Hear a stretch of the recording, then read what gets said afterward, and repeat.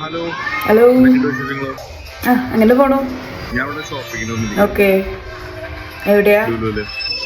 ഇപ്പൊ tax file ചെയ്യണ്ടേ? എന്താ ടാക്സ് ഫയൽ ചെയ്യേണ്ട ആവശ്യമുണ്ടോ? ഞാൻ സൗദിയിലല്ലേ. കാനഡയിൽ ഇനി ടാക്സ് ഫയൽ ചെയ്യണ്ടെന്നുണ്ടോ? ഫയൽ ചെയ്യണം. അപ്പൊ അങ്ങനെയാണെങ്കിൽ ഒരു കാര്യം ചെയ്യാം. നമ്മുടെ കണക്ട് അല്ലേ, കണക്ട് നമ്മുടെ ജേക്കബ്, അവനൊന്ന് കോണ്ടാക്ട് ചെയ്ത് നോക്കിയോ. അറിയാലോ ടാക്സ് ഫയൽ ചെയ്യണോ വേണ്ടിയാന്നുള്ളത്. ഓക്കെ, ടോപ്പിക് ആയില്ലേ? ശരി എന്നാ. കാനഡയിൽ നിന്ന് താൽക്കാലികമായി വിട്ടു നിൽക്കുന്നവർ അല്ലെങ്കിൽ കാനഡയിൽ നിന്ന് പെർമനൻ്റായി വിട്ടു പോകാൻ പ്ലാനുള്ളവർ, ഇങ്ങനെയൊരു സിറ്റുവേഷനിൽ നിങ്ങൾക്ക് ടാക്സ് റിലേറ്റഡ് ആയിട്ടുള്ള ക്വസ്റ്റ്യൻസ് സ്വാഭാവികമായിട്ടും ഉണ്ടാകാം. അതായത് ടാക്സ് ഫയൽ ചെയ്യണോ, അത് കാനഡയിലുള്ളപ്പോൾ മാത്രം ടാക്സ് ഫയൽ ചെയ്താൽ മതിയോ, ഞാനൊരു വർഷം ടാക്സ് ഇയറിലൂടെ വർക്ക് ചെയ്തിട്ടുണ്ടെങ്കിൽ അതിൻ്റെ ടാക്സിൻ്റെയും അതിൻ്റെ ബെനിഫിറ്റിൻ്റെ കാര്യങ്ങളും എന്താകും എന്ന് പല ഡൗട്ട്സും നിങ്ങൾക്ക് ഉണ്ടാകാതെയും ഇരിക്കാം. അപ്പോൾ ഇതിനെക്കുറിച്ച് ഞങ്ങൾ ഫേസ്ബുക്കിലും ഇൻസ്റ്റാഗ്രാമിലും ഒരു സ്റ്റോറി ഇട്ടിട്ടുണ്ടായിരുന്നു. അതായത് ടെമ്പററിലി അല്ലെങ്കിൽ പെർമനൻ്റ്ലി കാനഡയിൽ നിന്ന് പോകാൻ പ്ലാൻ ഉള്ളവർക്ക് ടാക്സ് റിലേറ്റഡ് ആയിട്ട് എന്തെങ്കിലും ക്വസ്റ്റ്യൻസ് ഉണ്ടോ എന്നുള്ളത്. ഒത്തിരി പേര് റെസ്പോൺസ് അയച്ചു. ആ റെസ്പോൺസ് എല്ലാം കൂടെ കമ്പൈൽ ചെയ്തിട്ട് ഞങ്ങളുടെ സ്വന്തം കണക്കപ്പിള്ളയായ കനക് അക്കൗണ്ടിങ്ങിലെ ജേക്കബ് മൂലനാണ് ഇന്ന് ഈ വീഡിയോയിൽ വരാൻ പോകുന്നത്. ഇപ്പോൾ ടാക്സ് സീസണാണ്, അതുകൊണ്ട് ജേക്കബ് നല്ല തിരക്കിലാണ്. അതുകൊണ്ട് തന്നെ ഇൻ പേഴ്സൺ, അതായത് നേരിട്ട് മീറ്റ് ചെയ്യാൻ പറ്റിയില്ല. അതിന് പകരം ഞങ്ങളൊരു സൂം കോൾ വഴി ഓൺലൈനിൽ മീറ്റ് ചെയ്തിട്ട് അത് റെക്കോർഡ് ചെയ്തിട്ട് അതാണ് നിങ്ങളുടെ മുമ്പിലേക്ക് ഇപ്പോൾ കൊണ്ടുവരുന്നത്. അപ്പോൾ ടാക്സ് റിലേറ്റഡ് ആയിട്ടുള്ള എല്ലാ ക്വസ്റ്റ്യൻസും, അതായത് ജനറിക് ഇൻഫർമേഷനെല്ലാം ഞങ്ങൾ ഇതിനു മുന്നേ ചെയ്ത 2 വീഡിയോസിൽ പറഞ്ഞിട്ടുണ്ട്. ഈ വീഡിയോ കണ്ടന്റ് മെയിനായിട്ട് കാനഡയിൽ ഇല്ലെങ്കിൽ ടാക്സ് ഫയൽ ചെയ്യണോ എന്നുള്ളൊരു കാര്യത്തിലാണ്. അപ്പോൾ നമുക്ക് ജേക്കബിനോട് കണക്ട് ചെയ്യാം. അപ്പോൾ അത് കാക്കശ്ശേരീസ് വ്ലോഗ് ഇതിനു മുന്നേ കണ്ടവർക്ക് എല്ലാവർക്കും പരിചയമുള്ള ഒരാളാണ് നമ്മുടെ കൂടെ ഉള്ളത്, ജേക്കബ്. ഞങ്ങളെപ്പോഴും പറയുന്ന പോലെ ഞങ്ങളുടെ ആസ്ഥാന കണക്ക് പിള്ളയാണ് ജേക്കബ്. അപ്പോൾ thank you once again Jacob, ഞങ്ങളുടെ വ്ലോഗിൽ ജോയിൻ ചെയ്തതിന്. അപ്പോൾ ഞങ്ങൾ ഇതിന് മുന്നേ 2 വീഡിയോസ് ഓൾറെഡി ഫീച്ചർ ചെയ്തിട്ടുണ്ട് ജേക്കബിനെ വെച്ചിട്ട്. അത് ഫുൾ ടാക്സ് റിലേറ്റഡ് ആയിട്ടുള്ള ഇൻഫർമേഷൻ ആണ്, അതെല്ലാം കവർ ചെയ്തിട്ടുണ്ട്. ഈ ഒരു ടോപ്പിക് എന്ന് വെച്ചിട്ടുണ്ടെങ്കിൽ ഇച്ചിരി ഡിഫറെൻ്റ് ആണ് ഇതിന് മുന്നേ ചെയ്തതിലും. കാരണം ഇപ്പോഴത്തെ ഒരു ട്രെൻഡാണല്ലോ കാനഡ വിട്ട് പോകുന്നു അല്ലെങ്കിൽ കാനഡ ടെമ്പററി ആയി വിട്ടു പോകുന്നു എന്നൊരു സിറ്റുവേഷൻ. നമ്മുടെ ജെഫിൻ കാക്കശ്ശേരി അത് തുടങ്ങി വെച്ചിട്ടുണ്ട്. അപ്പൊ ഞങ്ങൾ ഇൻസ്റ്റാഗ്രാമിൽ ഒരു സ്റ്റോറി ഇട്ടിട്ടുണ്ടായിരുന്നു. അതായത് കാനഡയിൽ നിന്ന് ടെമ്പററി മാറി നിൽക്കുന്നവർ അല്ലെങ്കിൽ പെർമനന്റ് ആയിട്ട് മാറാൻ പ്ലാൻ ഉള്ളവർക്ക് ടാക്സ് റിലേറ്റഡ് ആയിട്ട് എന്തെങ്കിലും ക്വസ്റ്റ്യൻസ് ഉണ്ടോ എന്നുള്ളത്. ഒത്തിരി നല്ല റെസ്പോൺസുകൾ വന്നിട്ടുണ്ട്, ഒത്തിരി വാലിഡ് ക്വസ്റ്റ്യൻസ് വന്നിട്ടുണ്ട്. അതെല്ലാം കമ്പൈൽ ചെയ്ത് വെച്ചിട്ടുണ്ട് ജേക്കബ്. അതെല്ലാം 1 by 1 ആയിട്ട് ചോദിക്കാനാണ് ഈ കോൾ വഴിയുള്ള പ്ലാൻ. അറിയാം അതൊരു ടാക്സ് സീസൺ ടൈമാണ്, ബിസി ടൈമാണെന്ന് അറിയാം. എന്നാൽ സമയം മാറ്റി വെച്ചതിൽ ഒത്തിരി നന്ദി. ഇതൊരു വളരെ ഇമ്പോർട്ടന്റ് ആയിട്ടുള്ള ഒരു ടോപ്പിക്കാണ്. ഇപ്പോ ജെഫിൻ തുടങ്ങി വെച്ചു എന്ന് പറഞ്ഞു കഴിഞ്ഞാലും ഇപ്പോ ടാക്സ് സീസൺ തുടങ്ങിയിട്ട് ഇപ്പൊ ഒരു 1.5-2 മാസത്തോളമായി. ഇപ്പൊ കാണുന്ന ട്രെൻഡ് വെച്ചിട്ട് ഒരുപാട് പേര് ഇതുപോലെ കാനഡ ലീവ് ചെയ്തിട്ടുണ്ട്. കുറെ പേര് ടെമ്പററി ആയിട്ട്, കുറെ പേര് പെർമനന്റ് ആയിട്ട്. ടെമ്പററി എന്ന് പറയുമ്പോൾ ടെമ്പററി ആയിട്ട് വിസ അല്ലെങ്കിൽ ഇതൊക്കെ എക്സ്പയർ ആയിട്ട് റിന്യൂവലിന് വേണ്ടി വെയിറ്റ് ചെയ്തേക്കുന്നവർ. അപ്പോ ഇതൊരു നോൺ ഫാക്റ്റ് ആണ്. ഇതിപ്പോ എന്താ പറയാ, ഒരു ഇല്ലാത്ത സംഭവമൊന്നുമല്ല, ഉള്ള കാര്യമാണ്.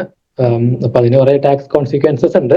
അപ്പോ അതിനെ കുറച്ച് ക്വസ്റ്റ്യൻസ് ആൻസർ ചെയ്യാൻ പറ്റുന്നതിൽ സന്തോഷമേ ഉള്ളൂ. ആദ്യത്തെ ചോദ്യത്തിലേക്ക് തന്നെ പോകാം. If I plan to return to Canada, do I need to reconnect tax account? Is that simple or complicated? Canada leave ചെയ്യുമ്പോൾ ബേസിക്കലി നിങ്ങൾ CRA അക്കൗണ്ട് ഡിസ്കണക്ട് ചെയ്യുന്നൊന്നുമില്ല. CRA അക്കൗണ്ട് എപ്പോഴും ആക്റ്റീവ് ആയിരിക്കും. ഇപ്പൊ കാനഡയിലുണ്ടെന്നുണ്ടെങ്കിൽ, കാനഡയ്ക്ക് പുറത്താണെന്നുണ്ടെങ്കിലും CRA അക്കൗണ്ട് ആക്റ്റീവ് ആയിരിക്കും. സിൻ നമ്പർ എക്സ്പയർഡ് ആയിരിക്കും. അപ്പോൾ നിങ്ങൾ തിരിച്ച് കാനഡയിലേക്ക് വന്നു കഴിയുമ്പോഴേക്കും ആ സെയിം സിൻ നമ്പർ തന്നെ ആയിരിക്കും നിങ്ങൾക്ക് റിന്യൂ ചെയ്ത് കിട്ടുന്നത്. തിരിച്ചു വരുമ്പോൾ പെർമനന്റ് റെസിഡന്റ് ആയിട്ടാണ് തിരിച്ചു വരുന്നതെന്നുണ്ടെങ്കിൽ പുതിയ സിൻ നമ്പർ കിട്ടും. ബട്ട് സ്റ്റിൽ ആ സെയിം പഴയ സിൻ നമ്പർ ആയിട്ട് ലിങ്ക്ഡ് ആയിട്ടായിരിക്കുള്ളൂ പുതിയ സിൻ നമ്പർ വർക്ക് ചെയ്യുന്നത്. ഇപ്പൊ CRA അക്കൗണ്ട് എപ്പോഴും ആക്റ്റീവ് ആയിരിക്കും. വേറെ റീകണക്ടിങ് ആയിട്ടുള്ള പ്രത്യേകിച്ച് പ്രോസസ്സോ കാര്യങ്ങളൊന്നും ആകെ ചെയ്യാനുള്ളത് CRA അപ്ഡേറ്റ് ചെയ്യുക എന്നുള്ള കാര്യങ്ങളാണ്. ഇപ്പോൾ കാനഡയിലേക്ക് തിരിച്ചു വരുമ്പോൾ അല്ലെങ്കിൽ കാനഡയിൽ നിന്ന് ലീവ് ചെയ്യുമ്പോൾ CRA കറക്റ്റ് സമയത്ത് തന്നെ അത് അപ്ഡേറ്റ് ചെയ്യണം. ആ കാര്യം മാത്രമേ ഈ കാര്യത്തിൽ ശ്രദ്ധിക്കാനുള്ളൂ. ഇപ്പൊ ജേക്കബ് ആൻസർ ചെയ്തതിൽ പല ഫോളോ അപ്പ് ക്വസ്റ്റ്യൻസ് കവേർഡ് ആയി. ഒന്ന് ചോദിച്ചത്, do I need to file taxes in Canada if I am only leaving temporarily? താൽക്കാലികമായിട്ട് മാത്രമാണ് പോകണമെന്നുണ്ടെങ്കിലും ടാക്സ് ഫയൽ ചെയ്യണോ എന്നുള്ളൊരു. ടാക്സ് ഫയൽ ചെയ്യണം. ഇത് ടാക്സ് ഫയലിംഗ് ഒക്കെ നിങ്ങളുടെ റെസിഡൻസി സ്റ്റാറ്റസ് വെച്ചിട്ടാണ് ഡിസൈഡ് ചെയ്യുന്നത്. ഇപ്പൊ ടെമ്പററിലി ലീവ് ചെയ്യാന്ന് പറഞ്ഞു കഴിഞ്ഞാൽ, ഇപ്പോ തിരിച്ചു വരാനുള്ള പ്ലാനോട് കൂടിയാണ് ലീവ് ചെയ്യുന്നുണ്ടെങ്കിൽ, if there is intent to come back, still tax file ചെയ്യണം. ഇപ്പോ ബാക്കി ഫാമിലി മെമ്പേഴ്സ് ഇവിടെയുണ്ട്, ഒരു വെഹിക്കിൾ ഉണ്ട്, കാർ ഉണ്ട്, ബാങ്ക് അക്കൗണ്ട്സ് ഉണ്ട്. അപ്പൊ അതൊക്കെ വെച്ചിട്ട്, അതായത് അങ്ങനെയുള്ള റെസിഡൻഷ്യൽ ടൈസ് കാനഡയിലുണ്ട്. പക്ഷെ നിങ്ങൾ ഫിസിക്കലി നിങ്ങൾ ടെമ്പററി ആയിട്ട് കാനഡയ്ക്ക് പുറത്ത് പോകുമ്പോൾ CRA മിക്കവാറും നിങ്ങൾ ഒരു റെസിഡന്റ് ഓഫ് കാനഡ ആയിട്ട് തന്നെയായിരിക്കും കൺസിഡർ ചെയ്യുന്നത്. അപ്പൊ ആ ഒരു സിറ്റുവേഷനിൽ നിങ്ങൾ ടാക്സ് ഫയൽ ചെയ്ത് തന്നെ പറ്റത്തുള്ളൂ.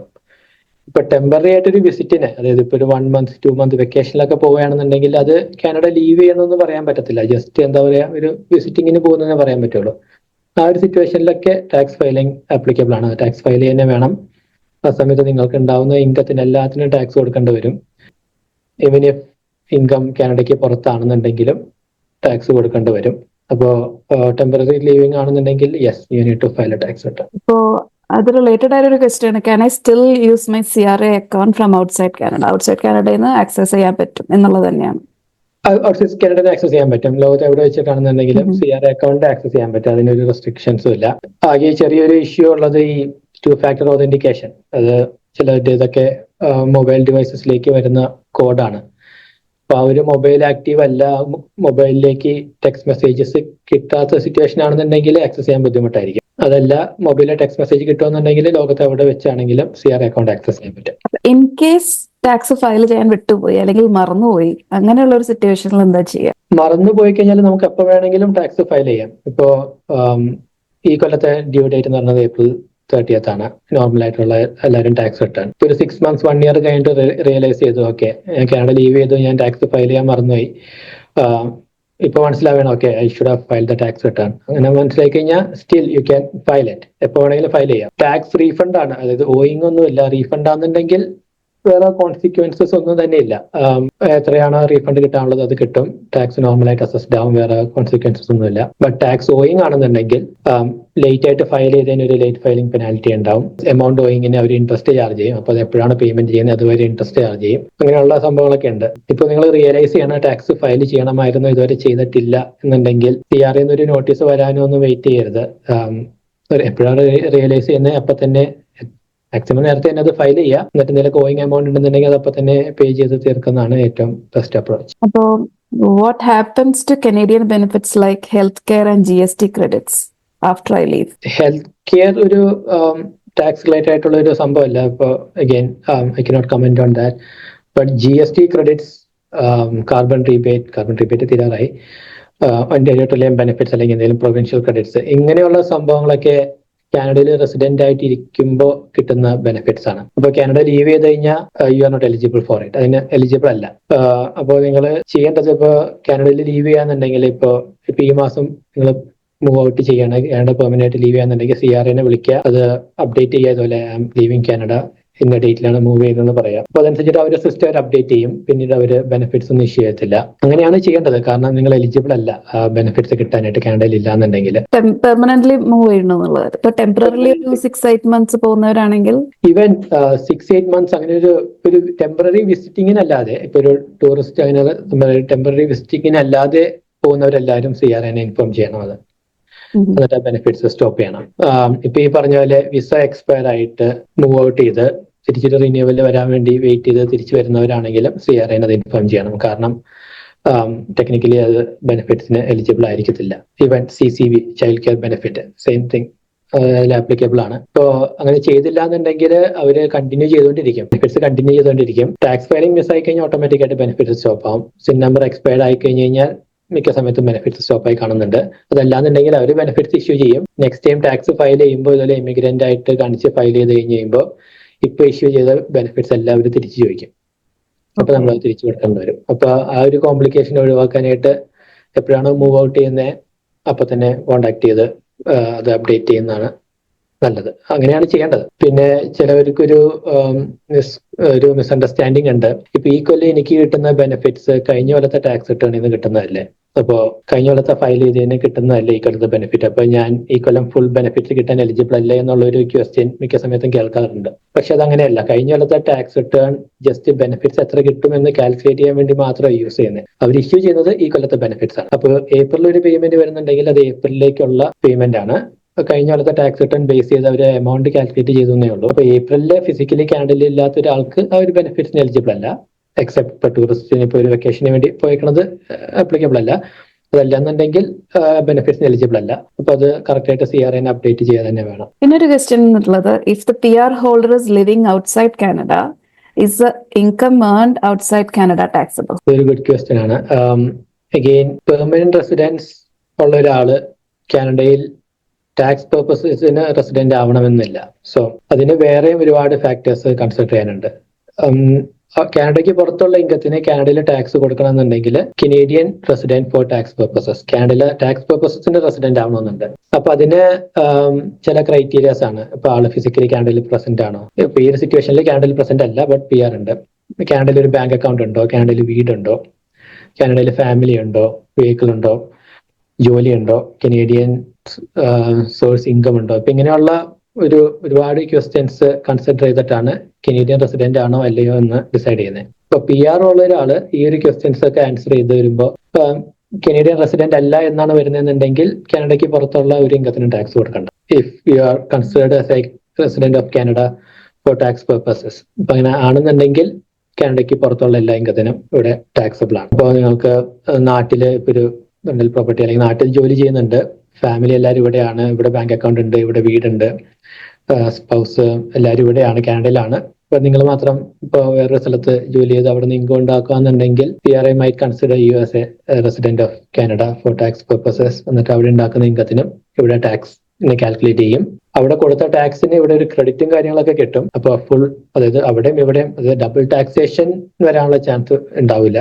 ബട്ട് ഇവിടുത്തെ എമൗണ്ട് ടാക്സ് ഇവിടെ കൊടുക്കേണ്ടി വരും. പിന്നെ usually Canadian taxes are higher than any other country. അപ്പൊ അതുകൊണ്ട് മിക്ക സമയത്തും ഇവിടെ എക്സ്ട്രാ ടാക്സ് കൊടുക്കാനാണ് ഒരു സിറ്റുവേഷൻ വരുന്നത്. PR കാർഡ് ഉണ്ട് ബട്ട് ഫിസിക്കലി ഇവിടെ ഇല്ല, ഫാമിലി ഇല്ല, വേറെ റെസിഡൻഷ്യൽ ടൈസ് ഒന്നും കാനഡയിൽ ഇല്ല എന്നുണ്ടെങ്കിൽ നിങ്ങൾക്ക് വേറെ ഇൻകം എവിടെ ഉണ്ടെന്നുണ്ടെങ്കിലും ഇവിടെ ടാക്സ് കൊടുക്കണ്ട. ബട്ട് കനേഡിയൻ സോഴ്സ് ഇൻകം ഉണ്ടെന്നുണ്ടെങ്കിൽ അതിന് മാത്രം ടാക്സ് കൊടുക്കേണ്ടി വരും. ഇപ്പൊ നിങ്ങൾക്ക് ഇവിടെ കാനഡയിലെ ഒരു എന്തെങ്കിലും പെർട്ടിക്കുലർ ഇൻകം കാനഡയിൽ നിന്ന് ഇൻവെസ്റ്റ്മെന്റിന്നോ അല്ലെങ്കിൽ റെന്റൽ ഇൻകം അങ്ങനെ എന്തെങ്കിലുമൊക്കെ ഇവിടെ നിന്ന് വരുന്നുണ്ടെന്നുണ്ടെങ്കിൽ അതിന് ടാക്സ് കൊടുക്കണം. പക്ഷെ പുറത്തുള്ള ഇൻകത്തിന് ടാക്സ് കൊടുക്കണ്ട. അപ്പോൾ ടെമ്പററി റെസിഡന്റ് ആണെങ്കിലോ? എന്ത് ടൈപ്പ് റെസിഡൻസി ആണെന്നുണ്ടെങ്കിലും ടാക്സ് പേർപ്പസസിന് റെസിഡന്റ് ആണെന്നുണ്ടെങ്കിൽ ടാക്സ് കൊടുക്കണം. ടാക്സ് പേർപ്പസിന് റെസിഡന്റ് അല്ലാന്നുണ്ടെങ്കിൽ ടാക്സ് കൊടുക്കണ്ട. ഐ മീൻ ഔട്ട്സൈഡ് ഇൻകത്തിന്. കനേഡിയൻ ഇൻകത്തിന് എവറി ടൈം ഓൾവേസ് ടാക്സ്ഡ് ആണ്. ഔട്ട്സൈഡ് കാനഡ ഇൻകം നിങ്ങളുടെ റെസിഡൻസി ബേസ്ഡ്. അപ്പൊ ഇത് കൺഫ്യൂഷൻ ഉണ്ടെന്നുണ്ടെങ്കിൽ CRന്റെ ഒരു ഫോം ഉണ്ട്.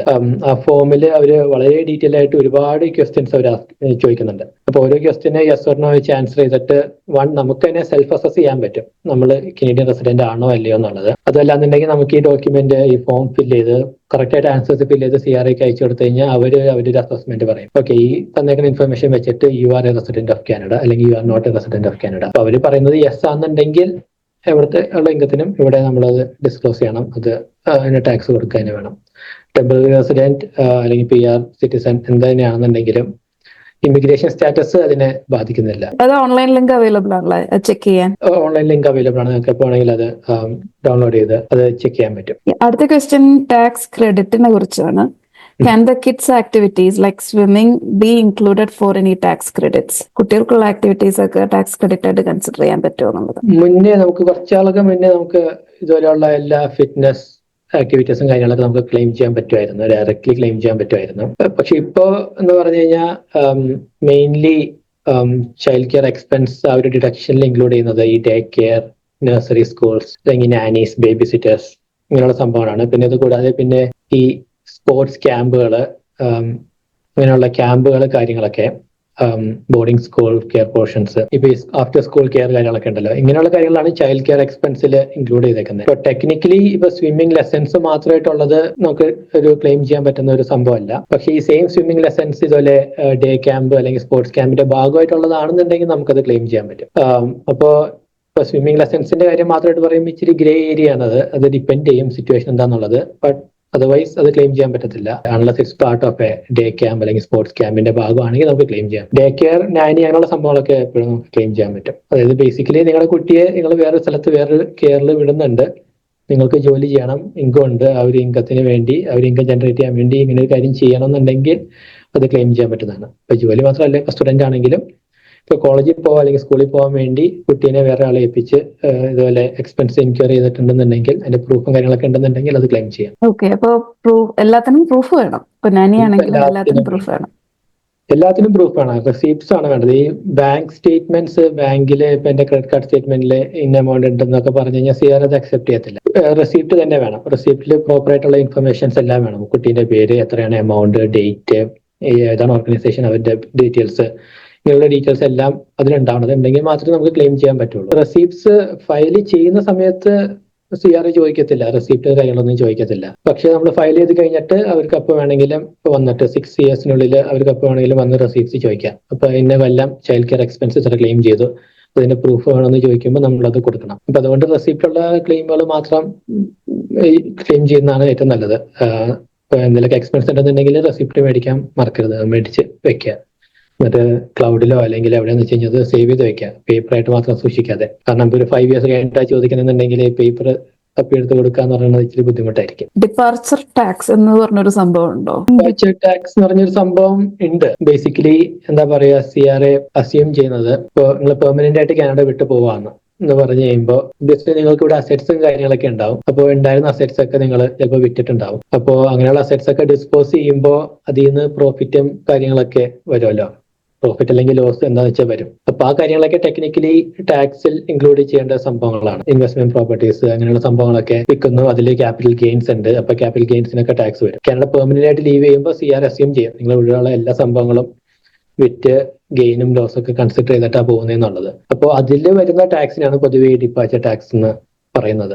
അപ്പോൾ നമ്മൾ ടാക്സ് ഫയൽ ചെയ്യുമ്പോൾ ഇങ്ങനെയുള്ള സംഭവങ്ങളൊക്കെ ഉണ്ടെന്നുണ്ടെങ്കിൽ ഇതെല്ലാം കറക്റ്റായിട്ട് അക്കൗണ്ട് ചെയ്ത് അതൊക്കെ ഡിസ്ക്ലോസ് ചെയ്ത് ടാക്സിൽ ഡിസ്ക്ലോസ് ചെയ്ത് പോകാന്നുണ്ടെങ്കിൽ പിന്നെ പ്രത്യേകിച്ച് ഇവരിടാവേണ്ട കാര്യമൊന്നുമില്ല. അതല്ലാന്നുണ്ടെങ്കിൽ CRA അതൊക്കെ അതിനെക്കുറിച്ച് ഡീറ്റെയിൽസ് ചോദിക്കും. അതിന് അവർ തന്നെ ഒരു അസസ്മെന്റ് ഒക്കെ ചെയ്യാനുള്ള ചാൻസ് ഉണ്ട്. ഇപ്പൊ യൂഷ്വലി ഇപ്പോൾ ഒരുപാട് അസെറ്റ്സ് ഒന്നും ഇല്ല, ജസ്റ്റ് പഠിക്കാൻ വന്നു, പഠിത്തം കഴിഞ്ഞ് തിരിച്ചു പോകുന്നവരാണെന്നുണ്ടെങ്കിൽ ഇങ്ങനത്തെ കാര്യങ്ങളൊന്നും ആപ്ലിക്കബിൾ അല്ല. അവർക്ക് ഒരുപാട് അസെറ്റ്സോ അങ്ങനെയുള്ള ക്യാപിറ്റൽ ഗെയിൻസോ കാര്യങ്ങളൊന്നും ആപ്ലിക്കബിൾ അല്ല. ചില കാര്യങ്ങളൊക്കെ അക്സെപ്റ്റഡ് ആണ് ഇതിൽ നിന്ന്.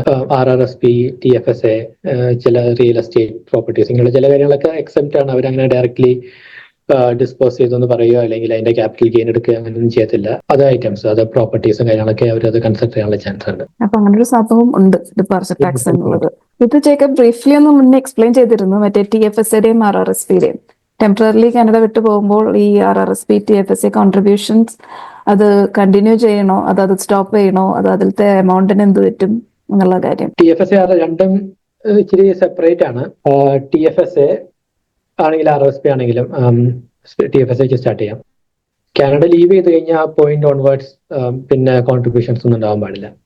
TFSAയിലേക്കുള്ള കോൺട്രിബ്യൂഷൻസ് കനേഡിയൻ റെസിഡന്റ് ആയിട്ട് ഇരിക്കുമ്പോൾ മാത്രമേ ചെയ്യാൻ പാടുള്ളൂ. കാനഡ ലീവ് ചെയ്ത് കഴിഞ്ഞാൽ കൂടുതൽ എക്സ്ട്രാ കോൺട്രിബ്യൂഷൻ റൂം ഒന്നും കിട്ടത്തുമില്ല. അപ്പോൾ കാനഡ ലീവ് ചെയ്യുന്ന ഒരാള് എനിക്ക് എക്സ്ട്രാ ഒരു $5,000 RRSP കോൺട്രിബ്യൂഷൻ റൂം ഉണ്ടെന്ന് പറഞ്ഞ് കോൺട്രിബ്യൂട്ട് ചെയ്യരുത്, പെനാൽറ്റീസ് വരും.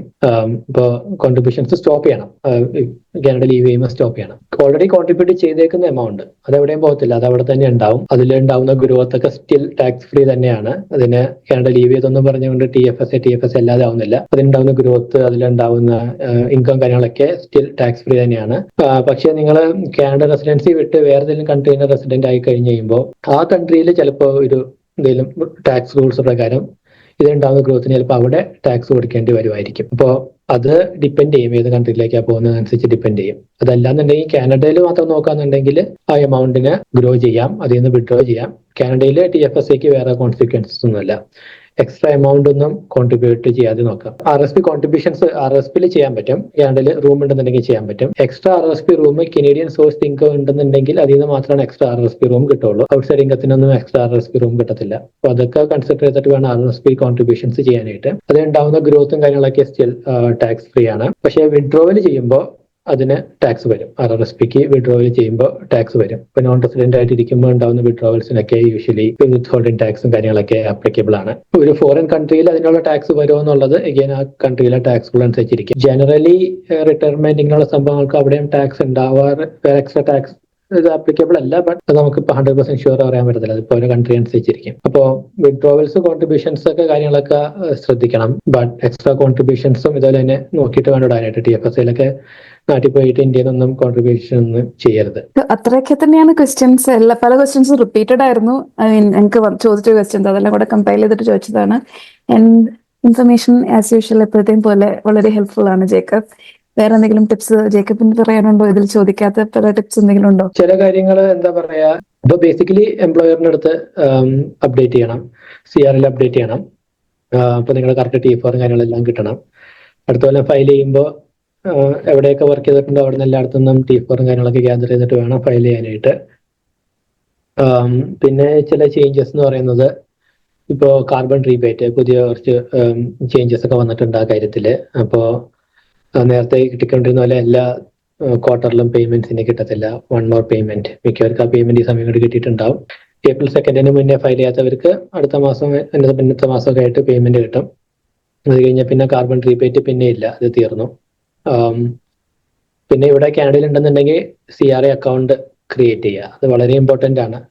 നേരത്തെയൊക്കെ ടാക്സ് ഫയൽ ചെയ്യുമ്പോൾ എന്താ പറയുക, നമുക്ക് ബാങ്കിങ് ഇൻഫർമേഷൻ ഒക്കെ ടാക്സ് ഫയലിന്റെ കൂട്ടത്തിൽ അപ്ഡേറ്റ് ചെയ്യാൻ പറ്റുമായിരുന്നു. അപ്പോൾ റീഫണ്ട് എല്ലാം നേരിട്ട് ബാങ്കിലേക്ക് വരുമായിരുന്നു. ഇപ്പോൾ നമുക്ക് ബാങ്കിങ് ഇൻഫർമേഷൻ ഒന്നും ടാക്സ് ഫയലിന്റെ കൂട്ടത്തിൽ ടാക്സ് പ്രിപ്പയറേഴ്സിന് അപ്ഡേറ്റ് ചെയ്യാൻ പറ്റത്തില്ല. അത് ആ പെർമിഷൻസ് ഒക്കെ അവരെടുത്ത് മാറ്റി. അപ്പോൾ നിങ്ങളുടെ ബാങ്കിങ് ഇൻഫർമേഷൻ നിങ്ങൾ സെറ്റ് ചെയ്തിട്ടില്ല എന്നുണ്ടെങ്കിൽ ചെക്ക് ആയിട്ടായിരിക്കും വരുന്നത്. മിക്ക ഇപ്പൊ എന്താ പറയുക, സ്റ്റുഡൻസ് ആണെങ്കിലും അല്ലെങ്കിൽ വർക്ക് ചെയ്യുന്നവരാണെങ്കിലും പെട്ടെന്ന് വീടുകളൊക്കെ മാറുന്നുണ്ട്, അഡ്രസ്സ് മാറുന്നുണ്ട്. ഇപ്പൊ ബെനിഫിറ്റ്സ് ചെക്കും കാര്യങ്ങളൊക്കെ വേറെ അഡ്രസ്സിലേക്കൊക്കെ പോയി കഴിഞ്ഞാൽ കിട്ടാൻ ബുദ്ധിമുട്ടായിരിക്കും. അപ്പോൾ CRA അക്കൗണ്ട് സെറ്റ് ചെയ്യുക as soon as possible. Tax file ചെയ്ത് കഴിഞ്ഞിട്ട് അക്കൗണ്ട് സെറ്റ് ചെയ്യുക, ഡയറക്റ്റ് ഡെപ്പോസിറ്റ് സെറ്റപ്പ് ചെയ്യുക. ഇങ്ങനെയുള്ള കാര്യങ്ങളൊക്കെ എക്സ്ട്രാ ആയിട്ട് ചെയ്യേണ്ടതാണ് ഈ കൊല്ലം. അപ്പൊ അങ്ങനത്തെ കാര്യങ്ങളൊക്കെ ചെയ്ത് കഴിഞ്ഞാൽ കിട്ടേണ്ടതെല്ലാം കറക്റ്റ് ആയിട്ട് ബാങ്കിൽ തന്നെ വരും എന്നുള്ള കാര്യം ഉറപ്പുവരുത്താം. പിന്നെ ഇതുപോലെ പ്രൊവിൻസ് മാറാം, മാരിറ്റൽ സ്റ്റാറ്റസ് മാറാം, അല്ലെങ്കിൽ കാനഡയിൽ ഉണ്ടാവാതിരുന്ന സ്പൗസ് കാനഡയിലേക്ക് മൂവ് ചെയ്യുക. അങ്ങനെയുള്ള ചേഞ്ചസ് എല്ലാം കൃത്യമായിട്ട് അപ്പോൾ തന്നെ CRA അപ്ഡേറ്റ് ചെയ്യുക. കാരണം ഇങ്ങനെയുള്ള ചേഞ്ചസ് എല്ലാം നിങ്ങളുടെ ബെനിഫിറ്റ്സിനെ എഫക്ട് ചെയ്യുന്നതാണ്. ഇപ്പോൾ ഒന്റാരിയോയിലുള്ള ഒരാൾ മാനിറ്റോബയിലേക്ക് മൂവ് ചെയ്ത് കഴിഞ്ഞാൽ ടെക്നിക്കലി മാനിറ്റോബ ഒന്റാരിയോയിലുള്ള ട്രില്യൺ ബെനിഫിറ്റിന് എലിജിബിൾ അല്ല. CRAക്ക് അത് അറിയില്ല എന്നുണ്ടെങ്കിൽ അവർ ബെനിഫിറ്റ്സ് പേ ചെയ്തുകൊണ്ടിരിക്കും. അടുത്ത കൊല്ലം മാനിറ്റോബ അഡ്രസ് വെച്ച് ഫയൽ ചെയ്യുമ്പോൾ ആ പൈസ തിരിച്ചു വയ്ക്കും. അപ്പൊ അതൊരു ബുദ്ധിമുട്ടാവും. അത് അത്ര ഒരു സുഖമുള്ള പരിപാടിയല്ല. അപ്പൊ ഇങ്ങനെയുള്ള കാര്യങ്ങളൊക്കെ എപ്പോഴും CRA അപ്ഡേറ്റ് ചെയ്തിരിക്കുക. CRA അക്കൗണ്ട് ഉണ്ടെന്നുണ്ടെങ്കിൽ മിക്ക കാര്യങ്ങളും CRA അക്കൗണ്ട് വഴി തന്നെ ചെയ്യാൻ പറ്റും. അപ്പോൾ ഇത്രയും കാര്യങ്ങൾ ശ്രദ്ധിക്കുക. അപ്പോൾ താങ്ക് യു ജേക്കബ്. ജേക്കബിനെ കോൺടാക്ട് ചെയ്യണമെന്നുണ്ടെങ്കിൽ എല്ലാ ഡീറ്റെയിൽസും ഈ വീഡിയോയുടെ ഡിസ്ക്രിപ്ഷനിലുണ്ട്. വീണ്ടും ഇതുപോലെ ഇൻഫർമേറ്റീവ് വീഡിയോയുമായിട്ട് ജേക്കബുമായിട്ട് വീണ്ടും വരുന്നതായിരിക്കും. Thank you. അപ്പോൾ ഹോപ്പ്ഫുള്ളി ഈ ഇൻഫർമേഷനെല്ലാം നിങ്ങൾക്ക് ഹെൽപ്ഫുൾ ആയിരുന്നു എന്ന് വിചാരിക്കുന്നു. ജേക്കബിനെ കോൺടാക്ട് ചെയ്യണമെന്നുണ്ടെങ്കിൽ ഞങ്ങളോട് മെസ്സേജ് ചെയ്യേണ്ട, നേരിട്ട് ജേക്കബിനോട് തന്നെ മെസ്സേജ് ചെയ്തോളാം. ജേക്കബിൻ്റെ ഇമെയിൽ അഡ്രസ് താഴെ ഇട്ടിട്ടുണ്ട്, ഈ വീഡിയോയുടെ താഴെയുണ്ട്, ഈ വീഡിയോ ഡിസ്ക്രിപ്ഷനിലുണ്ട്. ആൻഡ് ഓൾസോ ജേക്കബിൻ്റെ ഇൻസ്റ്റാഗ്രാം അക്കൗണ്ട്, അതായത് കനക്കിൻ്റെ ഇൻസ്റ്റാഗ്രാം അക്കൗണ്ട് ഡീറ്റെയിൽസും ഈ വീഡിയോയുടെ ഡിസ്ക്രിപ്ഷനിലുണ്ട്. അപ്പോൾ വീണ്ടും അടുത്ത വ്ലോഗിൽ സന്ധിക്കും വരെ this is Lubna signing off from the Kakkasseri's vlog.